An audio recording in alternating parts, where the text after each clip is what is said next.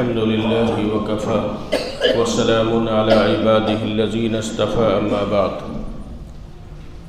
فأعوذ بالله من الشيطان الرجيم بسم الله الرحمن الرحيم لقد رأى من آيات ربه الكبرى صدق الله العظيم۔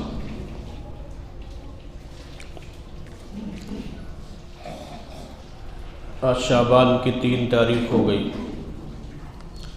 رمضان بہت قریب آ رہا ہے، لیکن اب چونکہ موضوع چل رہا تھا سفر معراج کا، تو یہ ہوا کہ اس کو آج انشاءاللہ تھوڑا بہت مکمل ہی کر لیا جائے۔ پچھلے ہفتے بات آئی تھی کہ جناب رسول اللہ صلی اللہ علیہ وسلم اللہ کے پاس پہنچے اور وہاں پر آپ نے تحیہ پیش کیا تھا۔ قرآن کریم میں سورہ نجم میں اللہ تبارک و تعالی نے سفر معراج کا کچھ تذکرہ کیا ہے، اور احادیث میں رسول اللہ صلی اللہ علیہ وسلم نے سفر معراج کا تذکرہ کیا ہے۔ ایک تو وہ سفر جو مسجد حرام سے مسجد اقصی تک ہوا اس کو اسراء کہتے ہیں، اور جو مسجد اقصی سے اوپر ہوا تو اس کو معراج کہتے ہیں۔ اسراء کا سفر قرآن میں صراحت کے ساتھ ہے۔ اگر کوئی شخص اس سفر کا انکار کر دے گا تو وہ کفر کو کرنے والا ہو جائے گا کہ وہ قرآن کا انکار کرنے والا ہے۔ لقد رأى من آیات ربه الكبرى، سفر معراج میں اللہ تبارک و تعالی نے اپنی بڑی بڑی نشانیاں دکھلائی تھیں جناب رسول اللہ صلی اللہ علیہ وسلم کو۔ فَأَوْحَى إِلَىٰ عَبْدِهِ مَا أَوْحَى، اور جو کچھ بتلانا تھا وہ اللہ تعالیٰ نے اپنے پیغمبر کو بتلایا۔ اب کچھ چیزیں آ کر جناب رسول اللہ صلی اللہ علیہ وسلم نے بتلائی۔ اس میں سے ایک چیز یہ تھی کہ حضور نے وہاں دیکھا کیا، جو بڑی بڑی چیزیں دیکھیں، جنت کو دیکھا، جہنم کو دیکھا، وہاں کے عجائبات کو دیکھا، اور وہاں جو عذاب ہو رہا ہے لوگوں پر اس چیز کو دیکھا۔ ان میں سے آپ نے دیکھا کہ کچھ لوگ ہیں جن کے دھڑ تو انسانوں جیسے ہیں، جسم کا یہ پورا حصہ انسانوں جیسا ہے، لیکن ان کا یہ چہرہ خنزیر کے مانند ہے، سور کے مانند۔ خنزیر کا تذکرہ قرآن میں ہے۔ حضور علیہ السلام نے پوچھا یا آپ کو بتلایا گیا کہ یہ آپ کے امت کے شراب پینے والے لوگ ہیں، جو دنیا میں شراب پیتے ہیں، اور اسی حال میں بغیر توبہ کے اگر وہ چلے گئے تو آخرت میں ان کا انجام یہ ہونے والا ہے کہ ان کا دھڑ انسانوں جیسا ہوگا اور ان کی شکل جو ہوگی وہ خنزیر جیسی ہوگی۔ اللہ تعالیٰ پوری امت کی بلکہ پوری انسانیت کی اس بری لت سے اللہ حفاظت فرمائے۔ یہ ایک ایسی لت ہے جو خاندانوں کو تباہ کر دیتی، پورا فیملی نظام، پورا فیملی سسٹم تباہ ہو جاتا ہے، اولادوں کی تربیت نہیں ہو پاتی، ان کی تعلیم نہیں ہو پاتی، گھر کے لوگ پریشان ہوتے ہیں، تمام چیزیں بک جاتی ہیں۔ تو بہرحال یہ ایک بری لت ہے جس کی وجہ سے دنیا کے اندر بھی دقتیں آتی ہیں، اور آخرت کے اندر اللہ تبارک و تعالی نے یہ سزائیں متعین فرما رکھی ہیں ایسے لوگوں کے لیے جو اس چیز کی عادی ہوں۔ دوسری چیز جناب رسول اللہ صلی اللہ علیہ وسلم نے بتلائی کہ بعض عورتوں کو دیکھا جو بہت چیخ رہی اور چلا رہی ہیں اور نوحہ کر رہی، گویا وہ کسی پریشانی میں، جو اپنی زبان سے چیخ رہی ہے، جیسے کوئی پاگل آدمی، دیوانہ آدمی چیختا رہتا ہے، چلاتا رہتا ہے۔ عورتیں چیخ اور چلا رہی ہیں۔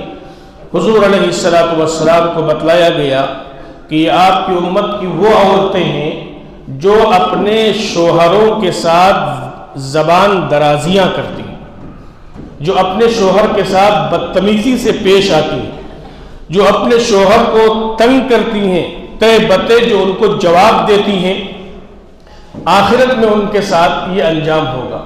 قرآن کریم میں اللہ تبارک و تعالی نے میاں بیوی کے حقوق بتلائے، اس میں اللہ تعالیٰ نے یوں بیان کیا کہ الرجال قوامون علی النساء، اللہ تبارک و تعالیٰ نے عورتوں کے مقابلے میں مرد کو اس پر نگراں بنایا ہے، اور مرد کو اللہ تبارک و تعالیٰ نے یہ ذمہ داری دی ہے کہ وہ کما کر لائے اور اپنی بیوی کے اخراجات کو پورا کرے، اور بیوی کی ذمہ داری یہ ہے کہ وہ گھر کے نظام کو اچھی طریقے سے چلائے۔ یہ ایک الگ مضمون ہے، ہر چیز میں تو برابری ہے، لیکن اللہ تعالیٰ نے ایک درجہ فوقیت دیا ہے شوہر کو۔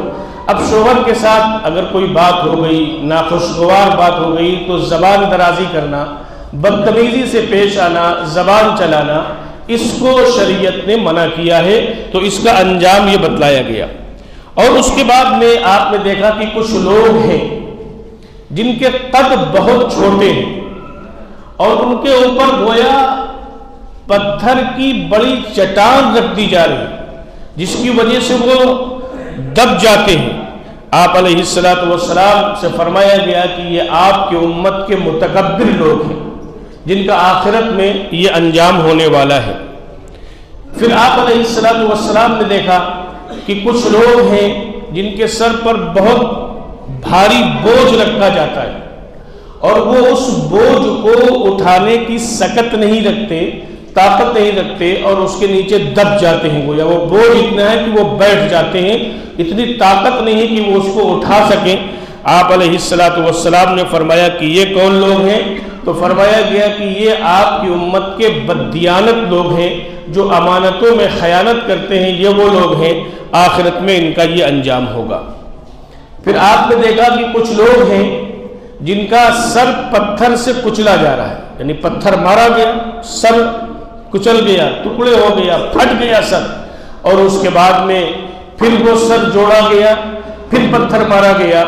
آپ علیہ السلام کو بتلایا گیا کہ یہ آپ کے امت کے بے نمازی ہیں، آپ کے امت کے بے نمازی ہیں، اس کی سزا ان کو آخرت میں یہ دی جائے گی کہ سر سے ان کا پتھر کچلا جائے گا۔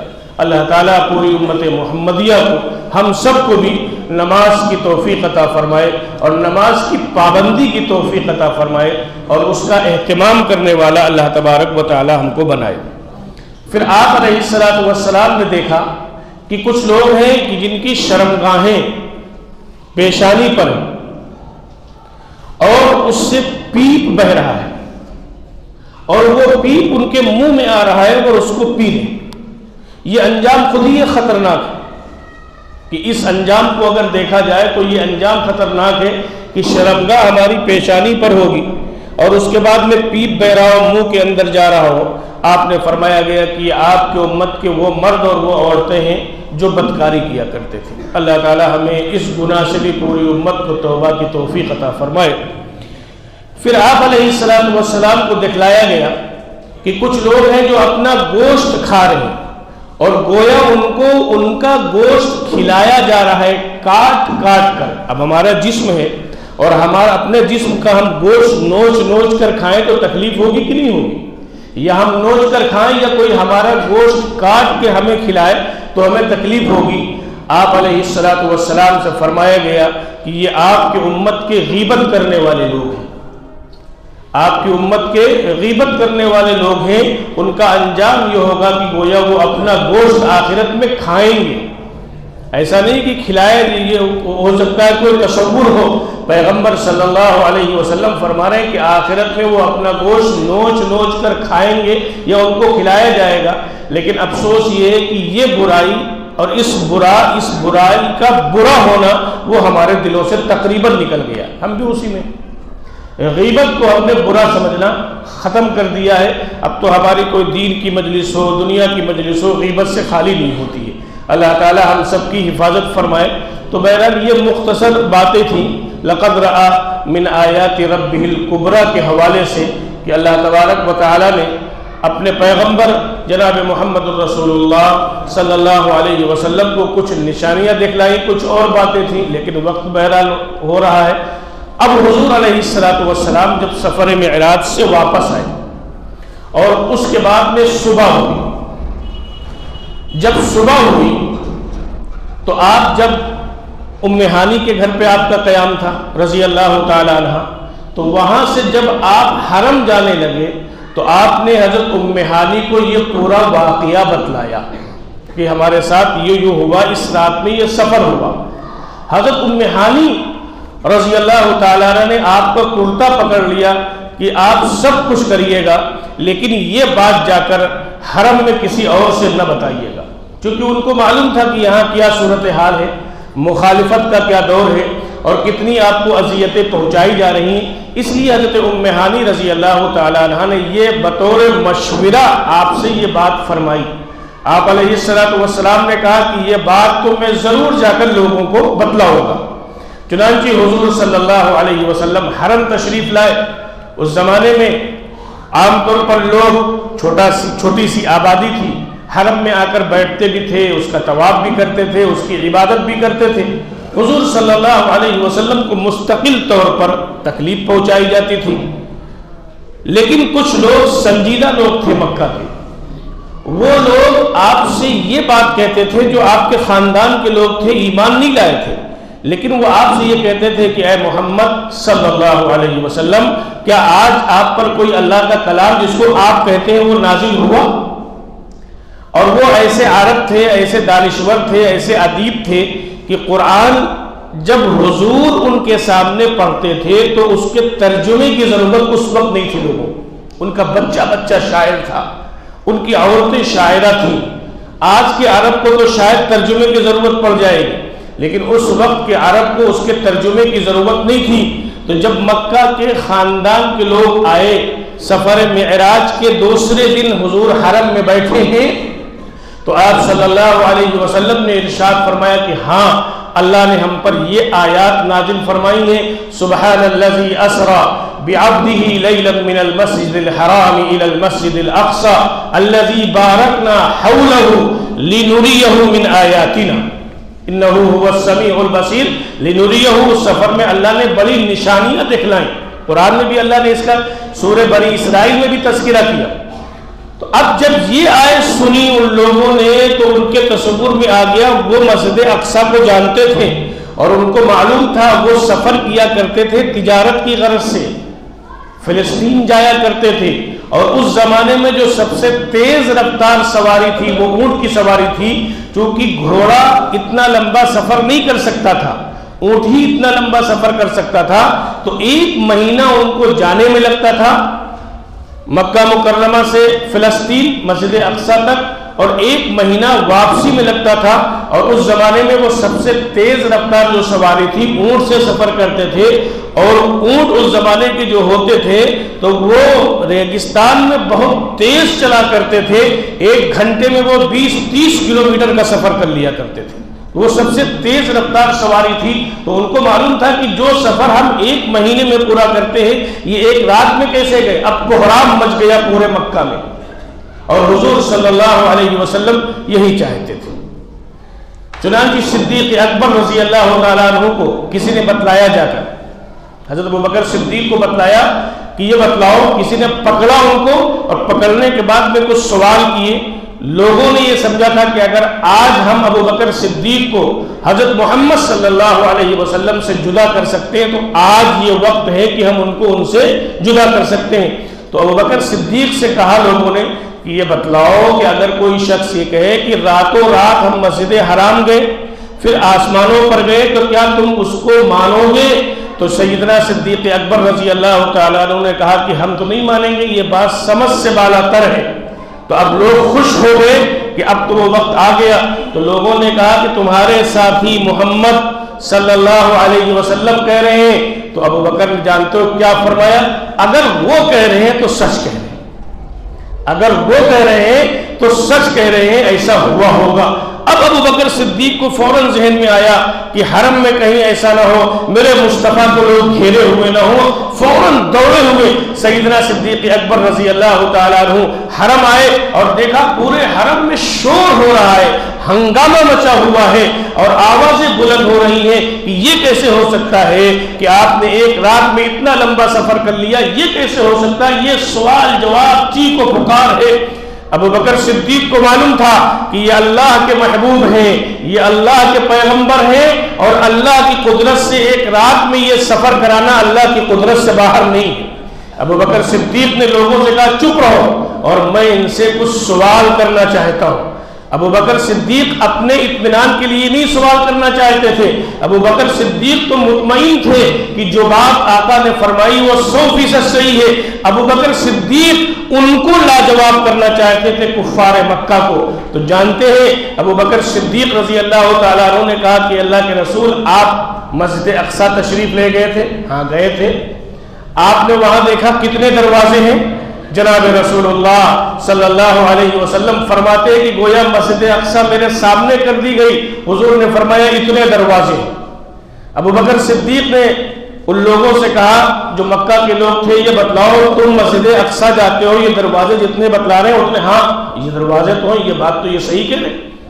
ابو بکر صدیق نے پوچھا حضور یہ بتلائیں کہ وہاں کھڑکیاں کتنی ہیں؟ جناب رسول اللہ صلی اللہ علیہ وسلم نے وہ کھڑکیاں بتلا دی۔ ابو بکر صدیق نے پوچھا کہ چھت میں کڑیاں کتنی ہیں؟ کڑی کہتے تھے اس زمانے میں جو لکڑی سے چھت کو روکا جاتا تھا، اس کو کڑی کہتے تھے۔ حضور صلی اللہ علیہ وسلم نے گن کر وہ کڑیاں بتلا دی۔ ابو بکر صدیق نے فرمایا کہ اللہ کے رسول یہ بتلائیے کہ دروازے کون کون ہیں، کس کس طرف ہیں؟ جناب رسول اللہ صلی اللہ علیہ وسلم نے تمام دروازے بتلا دیے۔ اب وہ چپ، ایک دم خاموش ہو۔ آپ میں سے بہت سے لوگ ہوں گے جب سے یہ مسجد بنی ہے نماز پڑھنے آ رہے ہوں گے۔ ابھی آپ سے ایک سوال کر لیا جائے کہ یہ بم کتنی ہے، اوپر نظر اٹھائے بغیر تو بتا نہیں پائیں۔ کیوں؟ آپ نماز پڑھنے آتے ہیں نا، بم گننے نہیں آتے۔ تو حضور صلی اللہ علیہ وسلم مسجد اقصی میں تھوڑی دیر کے لیے گئے تھے، وہ بھی مسجد اقصی میں گئے تھے نبیوں کی امامت کے لیے گئے تھے، بم گننے نہیں گئے تھے۔ لیکن اللہ نے وہ منظر آپ کے سامنے کیا تاکہ لوگوں کے سامنے حقانیت آ سکے۔ پھر حضور نے دیکھا جب یہ چپ ہو گئے تو حضور نے آگے باتیں بتلائیں۔ اب جو میں بات بتلا رہا ہوں یہ روایتوں کے اندر موجود ہے۔ حضور نے فرمایا تمہارا فلاں قافلہ جو مکے سے گیا ہے 2-3 دن میں مکہ آ جائے گا، ان کا اونٹ ہماری روشنی کی وجہ سے اپنی وادی کو جہاں وہ لوگ رکے ہوئے تھے چھوڑ کر دوسری وادی میں چلا گیا تھا، اور وہ اپنے اونٹ کو تلاش کر رہے تھے، تو میں نے ان کو آواز دی تھی کہ تمہارا اونٹ فلاں وادی میں ہے، جا کے اس کو پکڑ لو، اور تمہارا قافلہ بالکل قریب آ گیا۔ حضور فرما رہے مکہ کے لوگوں سے تمہارا وہ قافلہ بالکل قریب آ گیا، جا کے دیکھو قریب مکہ آنے والا ہے۔ اور ان سے پوچھنا کہ ان کا جو پانی کا برتن تھا اس برتن سے کسی نے پانی پیا تھا، اور پانی کے اوپر جو برتن رکھا تھا اس کو ٹیڑھا رکھ دیا تھا تاکہ یہ وہ پہچان سکے جب بیدار ہو کہ کسی نے ہمارے برتن سے پانی پیا تھا۔ اور حضور علیہ السلام نے فرمایا کہ میں نے پانی پیا تھا اور ٹیڑھا برتن اس پر رکھ دیا تھا تاکہ یہ سوال قائم ہو کہ کوئی تو آیا ہے جو پانی پی کر گیا ہے، اور تمہارا یہ قافلہ جو بالکل قریب آ گیا ہے اس کا جو پہلا اونٹ ہے وہ مثال کے طور پر سرخ کلر کا ہے، اور اس پر جو جھول پڑی ہوئی ہے یہ اس کلر کی ہے۔ یہ جناب رسول اللہ صلی اللہ علیہ وسلم نے تمام نشانیاں بتلائیں۔ ان لوگوں نے اپنے گھوڑوں کو دوڑا دیا اور اس قافلے کو پا لیا جس قافلے کے بارے میں جناب رسول اللہ صلی اللہ علیہ وسلم نے بتلایا تھا کہ اس کلر کا اونٹ ایسا ہوگا اور اس پر جو جھول پڑا ہوگا وہ اس کلر کا ہوگا۔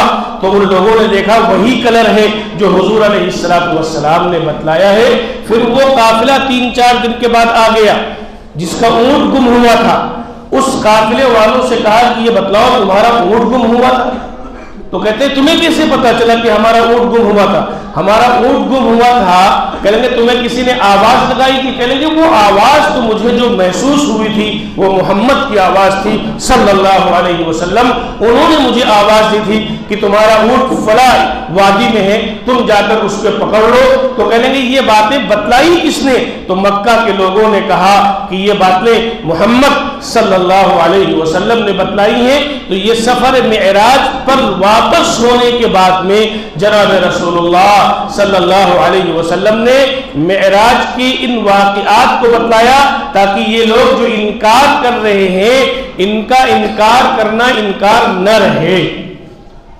اب بتلاؤ اگر حضور صلی اللہ علیہ وسلم یہ کہتے کہ میں خواب میں معراج پر گیا ہوں تو کیا مکہ کے لوگ سوال کرتے؟ کیوں سوال کرتے؟ سوال تو اسی بات پر ہوا نا کہ حضور صلی اللہ علیہ وسلم نے فرمایا کہ میں جسم کے ساتھ اور روح کے ساتھ میرا یہ سفر ہوا، اسی وجہ سے مکہ کے لوگوں نے سوال کیا، اور جناب رسول اللہ صلی اللہ علیہ وسلم نے جب ان کے ان سوالات کا جواب دے دیا تو پھر مکہ کے لوگ خاموش ہو گئے۔ یہی وہ وقت تھا کہ حضور صلی اللہ علیہ وسلم کے سفر معراج کی صداقت کا اعلان کرنے والے صدیق اکبر بن گئے، اور حضور صلی اللہ علیہ وسلم کے سفر معراج کا انکار کرنے والا جو آپ کے خاندان تھا وہ ابو جہل ملعون بن گیا۔ تو جو حضور کی تصدیق کرے گا، حضور کو لائے ہوئے دین پر چلے گا، حضور کی شریعت کی روشنی میں زندگی گزارے گا، وہ دنیا کے کسی خطے کا رہنے والا ہو، کل قیامت کے دن وہ جناب رسول اللہ صلی اللہ علیہ وسلم کے قریب ہوگا۔ اور اگر کوئی مکہ اور مدینہ کا رہنے والا ہوگا لیکن حضور کے لائے ہوئے مشن پر نہیں چل رہا ہوگا، حضور کے لائے ہوئے مشن کے مطابق اپنی زندگیاں نہیں گزار رہا ہوگا، تو کل قیامت کے دن وہ اللہ کے پیغمبر سے دور ہوگا۔ حضور کے خاندان کے لوگ تھے، ابو لہب سگا چچا تھا، لیکن اس نے حضور کا انکار کیا۔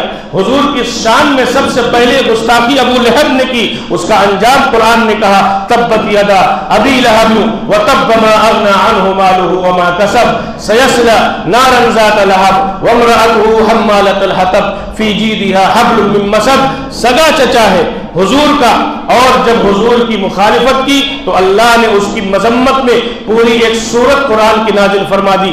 حضرت بلال حبشہ کے رہنے والے تھے، حبشہ سے آئے تھے، کالے تھے، بہت خوبصورت نہیں تھے، لیکن نبی صلی اللہ علیہ وسلم کے سچے عاشق بنے، نبی صلی اللہ علیہ وسلم کے سچے غلام بنے۔ اور حضور فرما رہے ہیں جب میں معراج پر گیا تو میں نے بلال کے جو زمین پر چلتے ہیں ان کے چلنے کی آواز عرش پر سنی۔ یہ مقام اللہ تبارک و تعالیٰ نے حضور سے قریب ہونے کی وجہ سے حضرت بلال رضی اللہ تعالیٰ عنہ کو عطا فرمایا۔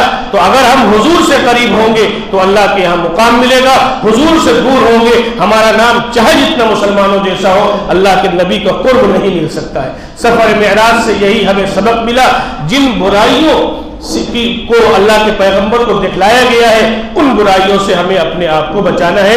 اب آخری بات سفر معراج کے حوالے سے، سفر معراج کا سفر یہ آپ کا کس مہینے میں ہوا؟ بہت اختلاف ہے